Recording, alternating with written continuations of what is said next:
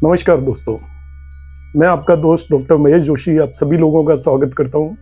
आज हम एक बहुत ही विशेष टॉपिक पर डिस्कशन करेंगे और टॉपिक है जुपिटर इन 7th हाउस। गुरुदेव 7वें भाव में जाकर क्या करते हैं। आपने देखा होगा जब भी हम जुपिटर को कहीं भी बैठा हुआ देख लेते हैं कुंडली के अंदर, या जिन जिन भावों को वो एस्पेक्ट कर रहा होता है, तो हम जनरली यही प्रेडिक्ट करते हैं कि बहुत अच्छा होने वाला है उस भाव का। गुरु की दृष्टि किसी भी भाव को अच्छा कर देती है, क्योंकि गुरु एक बेनिफिक प्लेनेट है।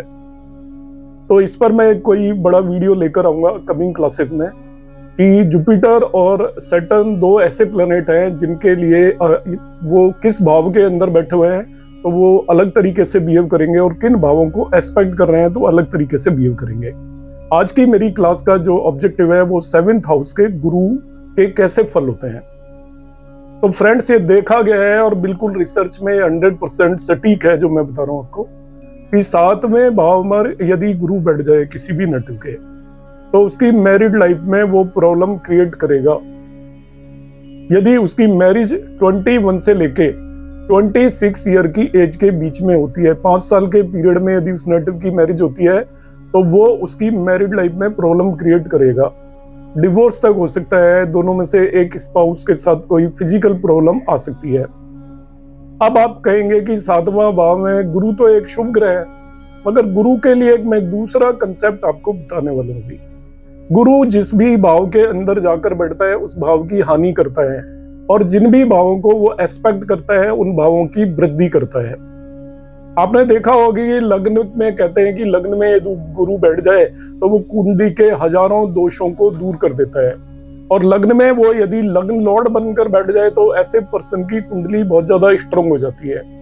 उसका रीजन ये नहीं है कि वो लग्न में बैठकर कुंडली के दोषों को दूर कर रहा है। जब गुरु लग्न के अंदर बैठ जाता है तो वहां से वो 5वां, 7वां और 9वां तीनों त्रिकोण, दोनों त्रिकोण और जो 7वां भाव एक मारक भाव है, उन सभी को देखकर उन भावों में वृद्धि करेगा।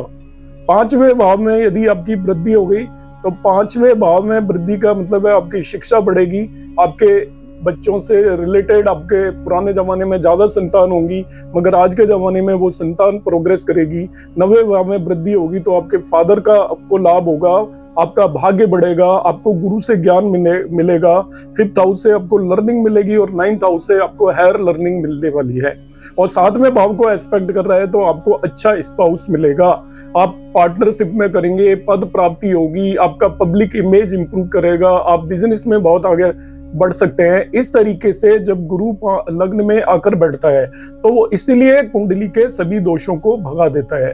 दोष कैसे भगे? आपका भाग्य काम करने लग गया, आप अधिक शिक्षित हो गए, आपके बच्चे भी प्रोग्रेस करने वाले हैं, आपके पिता भी प्रोग्रेस करने वाले हैं। तो ये लाइफ के सबसे इंपॉर्टेंट एस्पेक्ट होते हैं, और ये धर्म त्रिकोण हो जाता है। तो धर्म भाव 5वें और 9वें भाव को वो देख रहा है गुरु, तो आपको धर्म से रिलेटेड चीजों में भी आगे बढ़ाएगा, आप एक अच्छे इंसान बनेंगे।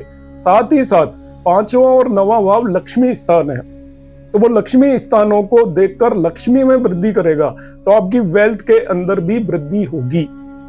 तो यहाँ पर मेरे बताने का जो ऑब्जेक्टिव है वो ये है कि गुरु जब भी जिस भी भाव को एस्पेक्ट करता है उस भाव के अंदर वृद्धि करता है, और जिस भाव में बैठता है उस भाव की हानि करता है।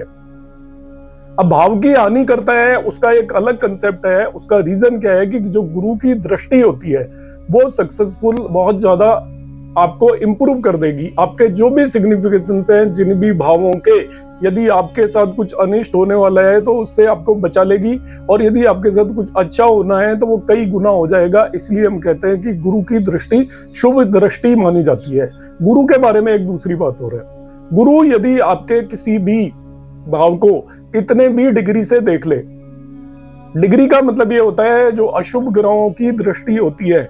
अशुभ ग्रह यदि भाव मध्य से जितना नजदीक होंगे उनकी दृष्टि उतनी क्रूर होगी, मगर शुभ ग्रह कहीं से भी किसी भाव को एस्पेक्ट कर लें तो उस भाव को कई गुना ज्यादा बढ़ा देते हैं। जुपिटर एक्सपेंशन का कारक है, तो सभी भावों को जिनको भी वो देखता है वो एक्सपेंड करता है। अब लग्न में बैठकर उसने 5वें, 7वें और 9वें भाव में वृद्धि कर दी, तो 5वां, 7वां और 9वां भाव आपकी लाइफ का सबसे ज्यादा इंपॉर्टेंट भाव होता है। किसी की कुंडली का जो आपको जो भी कुछ देखना है वो 5, 7 और 9 भावों पर डिपेंड करता है, तो आपकी लाइफ एकदम से इसलिए बदल जाती है।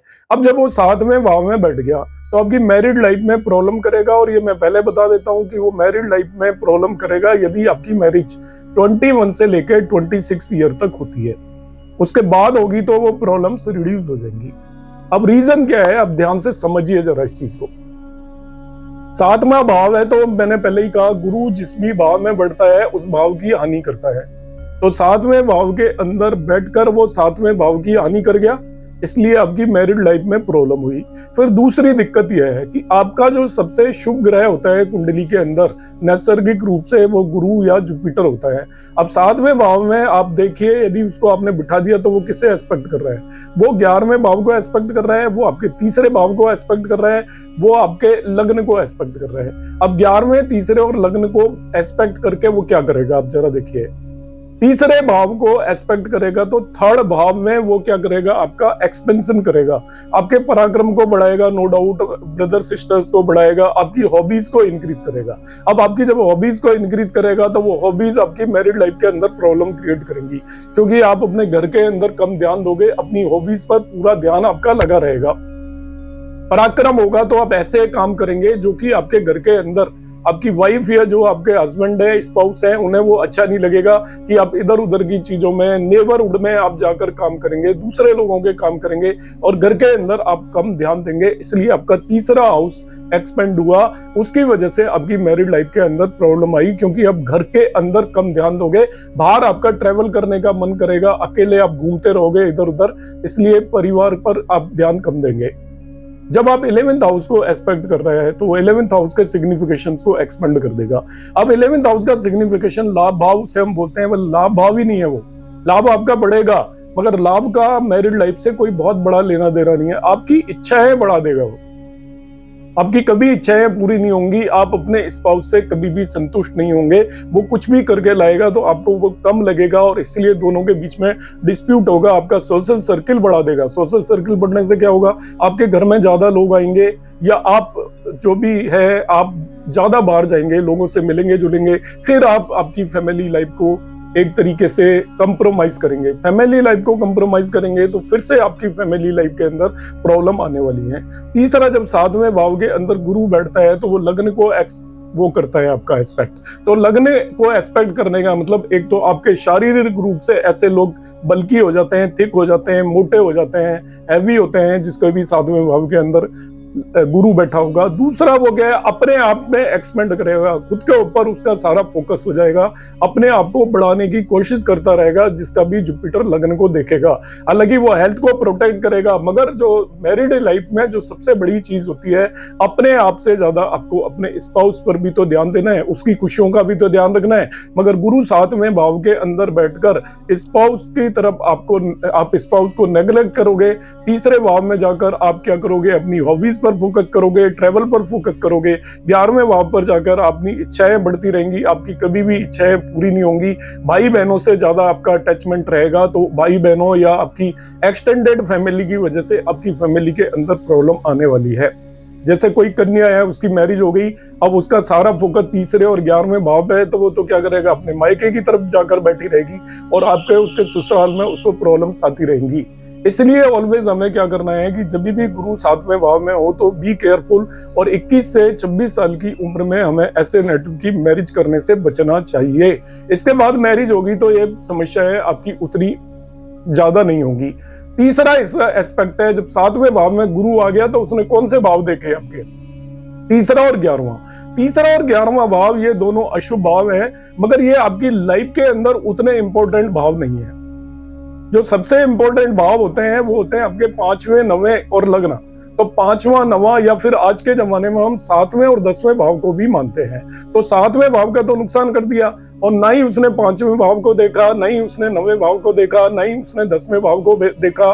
तो आज के कलयुग के टाइम में जो सबसे इंपॉर्टेंट भाव है उन पर जुपिटर का शुभ असर नहीं पड़ा, तो उन भावों में वृद्धि नहीं हुई। तो आपकी जो लाइफ है उसके अंदर प्रॉब्लम्स को बचाने वाला जो गुरु है उसने 3रे और 11वें भाव को देख लिया, जो कि आपकी मैरिड लाइफ के अंदर प्रॉब्लम्स क्रिएट करेगा।